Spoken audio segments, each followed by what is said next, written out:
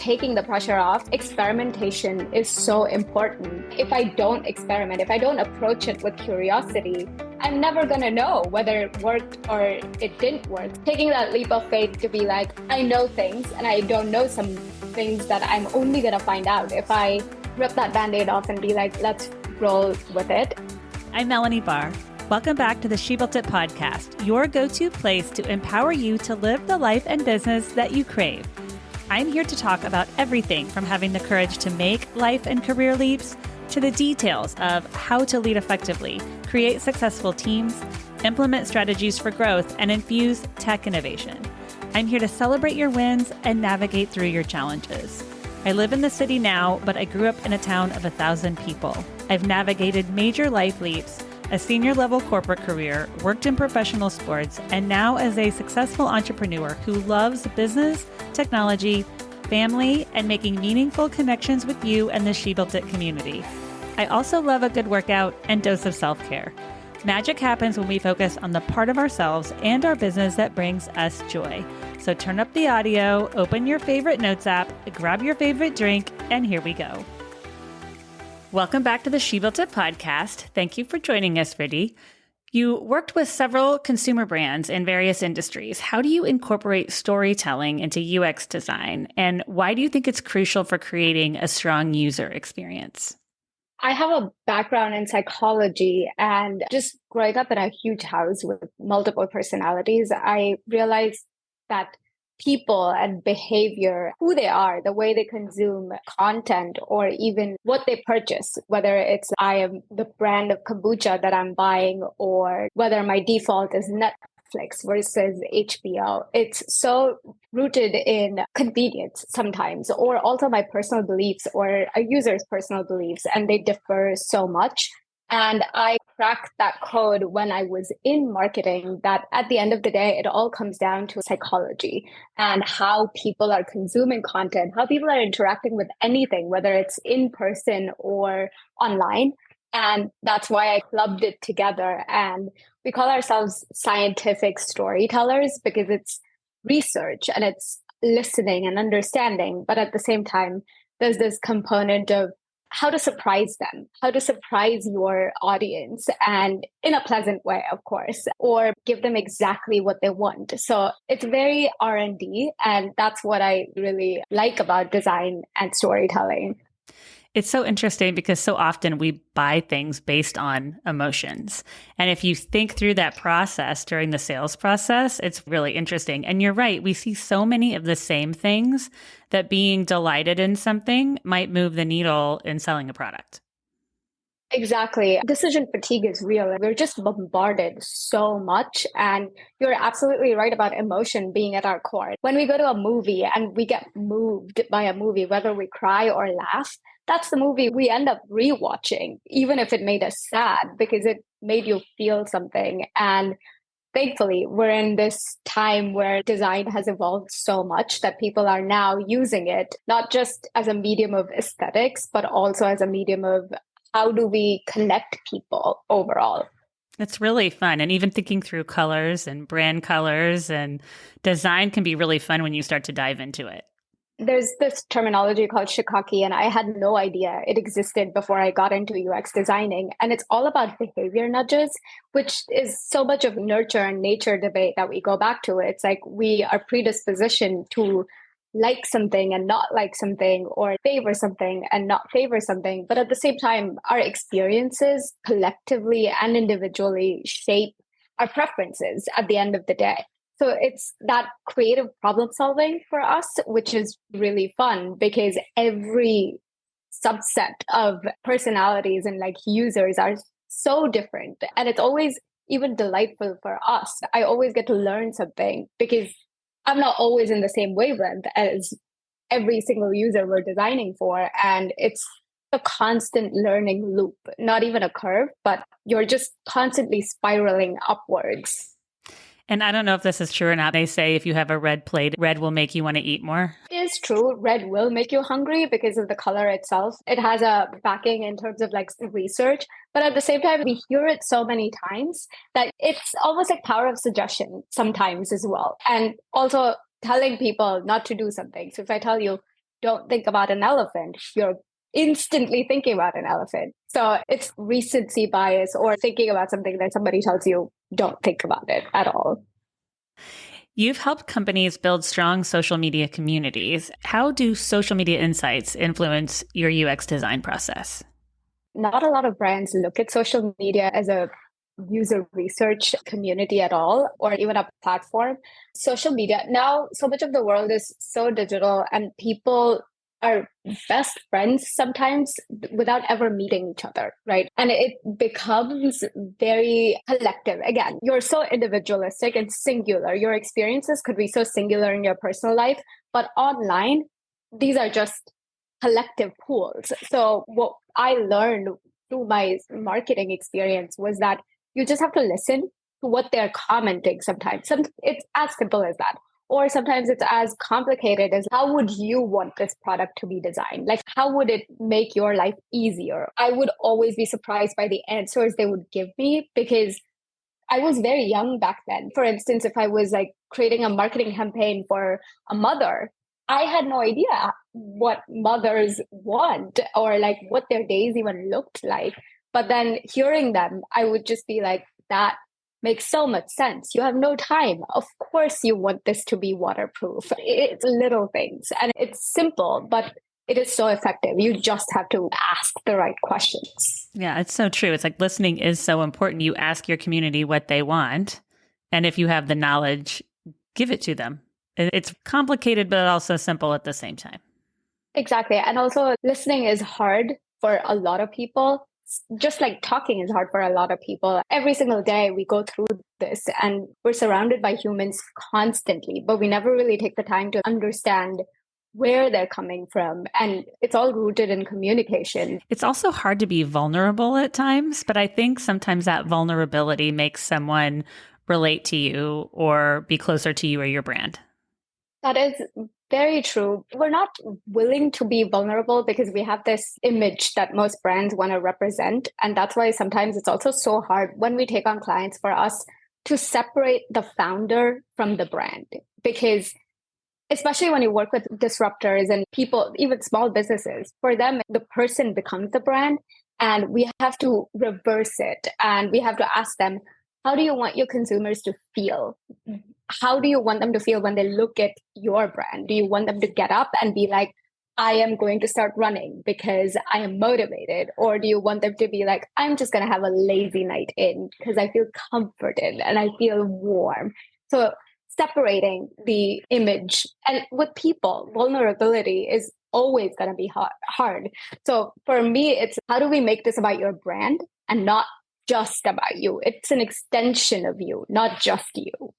That's also hard for founders. Once the brand is established, how you want someone to feel, then the founder sometimes thinks, where do I fit into all of that as a person? I've realized that founders have a vision and an idea, and it's a great vision and a great idea. But at the same time, they also have an idea of who their users are or their target consumer basis. But just like me, they don't know them, not until they really sit down and they're like, oh, I see now. These are their behavior patterns. This is the place where we're going to find them, or this is what's going to make them be a part of our community or our brand. So that shift or that alignment, as long as they're open to prioritizing the brand first or prioritizing the product first, it always works out. And it's like criticism, really great criticism, because you now have answers to problems you didn't know they existed. Yeah. And founders are usually so involved in the details of the business that thinking through that process is hard. Yeah, it's very hard. Also because you're constantly bogged down by so many things that sometimes that clarity and that vision, you need an outside voice to be like, this is where you're spiraling and this is your problem that no one is looking at, of course, because everybody's trying to solve some problem or the other and putting out fires in businesses. Having managed brands in beauty, fashion, parenting, and food and beverage, what unique lessons have you learned from these industries that apply to UX design? Wow. That's, again, these are really great questions. And it throws me back to my marketing position. The fact that every industry is different and they have very different behavior patterns. And no one really truly understands them, not until you sit down and you do research. And none of the industries do that. It's always about fast and furious. That's their common thread, which is how do we reach the most people in the fastest possible way? And I enjoyed working with each one of them, but my favorite was food. It's something that we all do every single day, eat and share a common meal. So again, it's so easy to connect with something like a factor where we already have an in. I do it, you do it, we all eat. So it's like we all have a story with it that we could connect and launch a campaign with. And it brings people together too. It's such a social thing. Exactly. Yeah. I feel like there's endless things you can do with food as it relates to marketing and social media. It is very true. One thing that also connects with all of these industries is intuition and also the pressure to never do anything wrong. There's a lack of human factor sometimes that like people make mistakes. It's gonna be very human. I had to develop this spidey sense where it was like right before a campaign, my brain would never look at what's going to go right, but it would constantly be like, I can see who's going to say what and how we need to fix it beforehand. That too was what makes people tick. What makes people be like, I'm uncomfortable because of this. So something as simple as nail polish campaign, right? And if you're like launching it with destroying a cake with your nails or like something like that, and you're like, wow, that's innovative. That's different.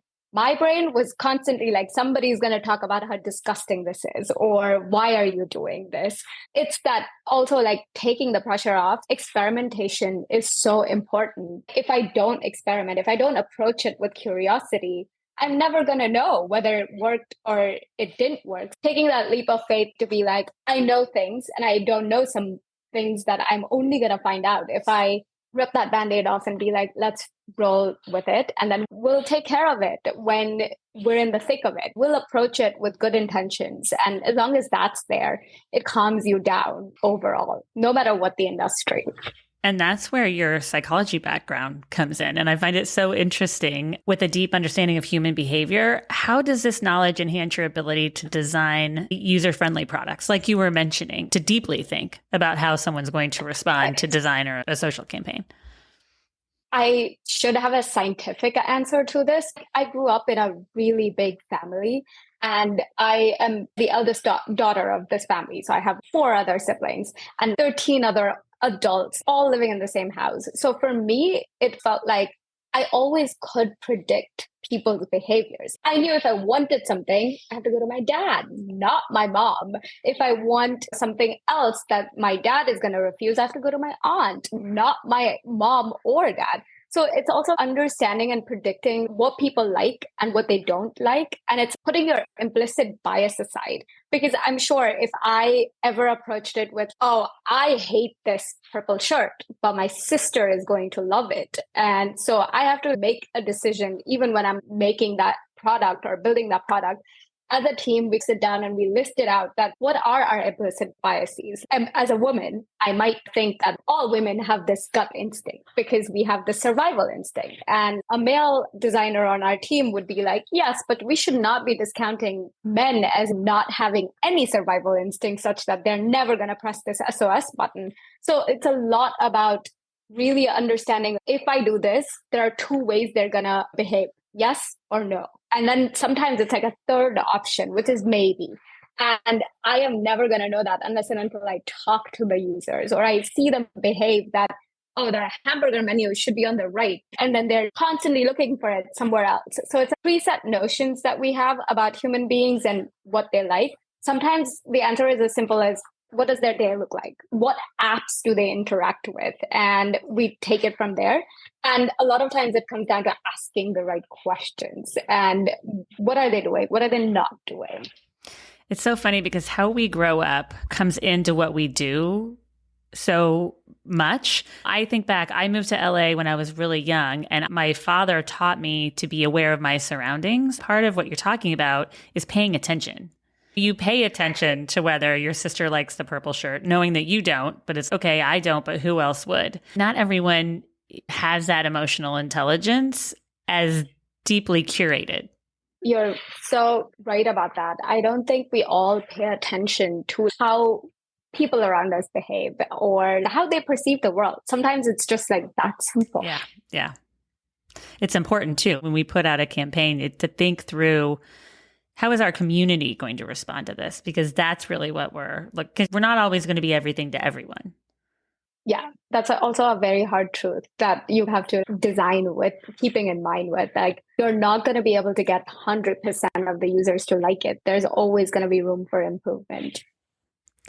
What advice would you give to business leaders looking to enhance their digital presence through effective UX design? I would say not skimping on time as well as effort that goes into the design process. Most of the brands we end up working with, they will want to get to it right away. I get that timelines are very important. Sometimes you need a website out in 2 weeks. You need it out in 2 weeks and we get it done. But always having room for doing it well versus doing it fast, and also relying on the experts to let you know when you are blindsided by certain factors. If I am a business owner who thinks that my brand is offering XYZ and that's the limitation of it, or this is how my consumers are going to operate or interact with this website, but I never listen to the expert who is within the industry and has seen their fair share of things, those are massive roadblocks. I really like to tell everybody that we want to build something right that lasts long versus I can roll it out in 2 weeks and then you'll come back in 2 months and you'll tell me everything you said, I should have listened to it. And on day one. So being patient truly is the only thing that you need when approaching things with design, and being open-minded as well, being open to new ideas. That's so true. And putting it out too fast sometimes doesn't get the response that you're looking for because it's not well thought out enough. And I feel like we're just always in this hamster wheel race where we just feel like somebody else is going to do it before you. But at the same time, they might do it well. And that might hurt your brand more than you putting it out first and them coming out like 2 days later after you've rolled out your website. So it's paying less attention to competitors and more attention to what the core values and what your users really want and why they're going to come with you versus your competitor. And it's so true. And I always tell myself, I'm seeing things that I'm talking about. So it seems like so many people are doing the same thing that you're doing, when really that's probably not true. You're just seeing it because it's the keyword. I understand searching for things is one thing, but then also if you're in an industry, you keep seeing your own industry people. And that can be overwhelming at times. So I try to tell myself, I'm just seeing this because it's what I talk about. It's true. Each industry has their own subsets. And sometimes that's why, even with design, getting out of your comfort zone is so important. If you're doing the same thing again and again, there's no innovation, there's no evolution. Even though we do design and marketing, sometimes I'll just be like, I am going to take a break and I am going to do something that's completely different. It has nothing to do with art or even science. It's like fishing. And because sometimes that's also where what we call magic happens, right? Like in the sense that your brain unlocks where you've been pushing it at the back of your head that I can't reach it, not right now because I have so much on my plate. Yeah, I'm a runner, and that's when my best ideas come to me because I kind of clear my head. Everything that I could be floating around goes away, and it just frees up that space for new ideas to come in. Running is also very meditative. I've heard. I do not run. I can only run with a football. Some people tell me all I think about when I'm running is how I hate that I'm running. But if you're a runner and you get into it long enough, once I push past a certain speed, my mind starts to wander. Wow. I'm sure you must be very resilient because all runners are resilient. I was never a sprinter, but I'm definitely an endurance runner. Speaking of magic, magic happens when we focus on the part of ourselves and our business that brings us joy. We've talked a lot about business today, and you just mentioned doing a few things for you, but what is one way that you make sure to find and live your joy? Hey, that's always a hard question because for me, it's always been people. I am where I am, or I've been able to be wherever it is that I've been able to be in my life at every point has always been because of people around me. So it's spending time with them is often where magic happens. I'm a very verbal thinker. So sometimes it's going on tangents about existential dread or like topics that we're like, why don't we never ever talk about this? Why doesn't anyone talk about this? So it's spending time with my family, spending time with my friends. For me, it was like having a company means I get to make the schedule as well, have that work-life balance. And it's always hard as a founder, but at the same time, it's very important. Most of my magic happens with them. It's through them. And it's something they'll say or something they'll do. And that fuels another part of creativity in my brain. I've loved this conversation because it seems like you're really doing the right thing for you with the mix of psychology and your curiosity about people and the way things work and design. It fell in my lap. For the longest time, I had no idea all of them could intersect really. And even in high school, I loved art and I loved science. And I was just like, they're two friend groups. I can never merge them. That seems absurd. But as I grew up, I feel my last job that I left, I think that's what really put it all together for me, where it was, wait a minute, I can actually do it all. It's not just design is the intersection of art and science for me. And I'm so glad I discovered it a bit too late in life, but I'm so glad it happened. Thank you for joining us today. Please share with us how and where we can find you. Our website is unpause.xyz, and you can find us on LinkedIn, Instagram, Twitter. We also have a Medium channel called Design Bites by Unpause, where we talk about all things design, psychology, and building for dreamers and disruptors. Thank you for joining us today. I'd love to hear from you. Reach out to me at hello@shebuiltit.com on our She Built It website or at She Built It on social. Thank you to my editor, Rich Streffolino, who always makes us sound good. Until next time, let nothing stop you from experiencing the life and business that you crave.